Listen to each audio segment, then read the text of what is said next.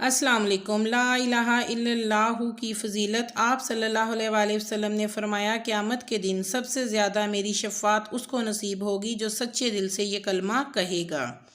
آپ صلی اللہ علیہ وآلہ وسلم نے فرمایا جو بھی ایک بار لا الہ الا اللہ کہے گا اس کے لیے 20 نیکیاں لکھی جائیں گی اور 20 گناہ اس کے مٹا دیے جائیں گے۔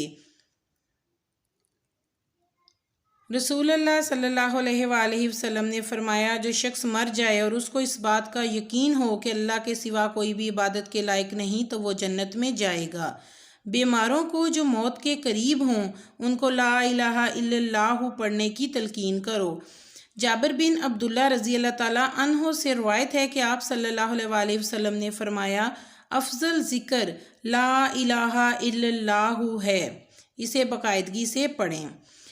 حدیث مبارکہ ہے رسول اللہ صلی اللہ علیہ وآلہ وسلم نے فرمایا اگر کوئی شخص قیامت کے دن آئے گا جس نے لا الہ الا اللہ کہا ہوگا سچے دل سے اور اللہ کی رضا کے لیے تو اللہ تعالیٰ اس پر جہنم کی آگ حرام کر دے گا۔ ویڈیو کو لائک اور چینل کو سبسکرائب کریں۔ اپنا خیال رکھیں۔ اللہ حافظ۔